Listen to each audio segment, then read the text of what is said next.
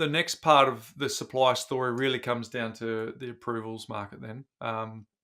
And you've got a scenario where your housing approvals, whilst they are trending up, are actually still below the decade average. And you've got the unit market also below that decade average, much more volatile, which you'd expect in that particular market.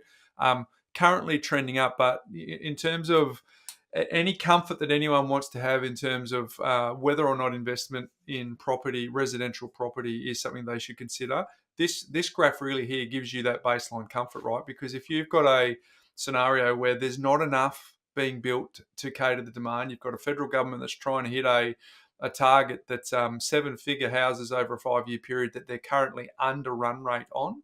Yeah. We've used the analogy before. It's like having the bath tap on and it's spilling over the side. There's just not enough capacity for these people. So this is important for anyone for long-term property investing. And the question on whether or not, because we often get the criticism, Ben, you guys are always suggesting that you should be buying property. Yes, that's because we are long-term property investors. We're not timing property investors. So that's always going to be the case. But if you have a look at this data here, it's pretty compelling.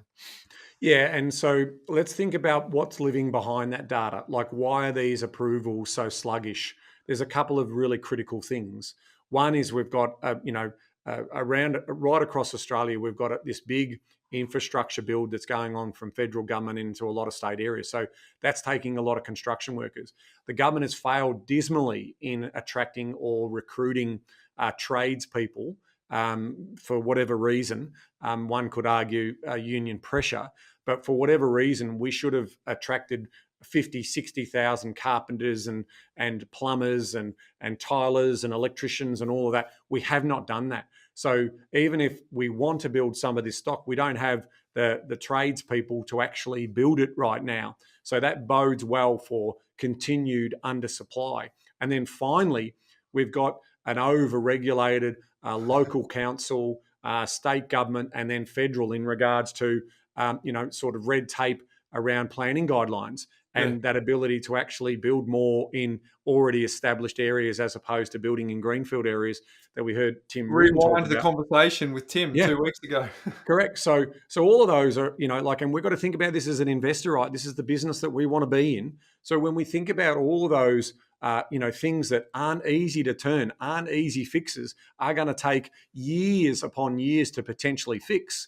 It says to us that level of undersupply is going to be maintained whilst our population growth is going to continue to grow. So that bodes well for future capital growth, more broadly speaking, as part of that particular story. So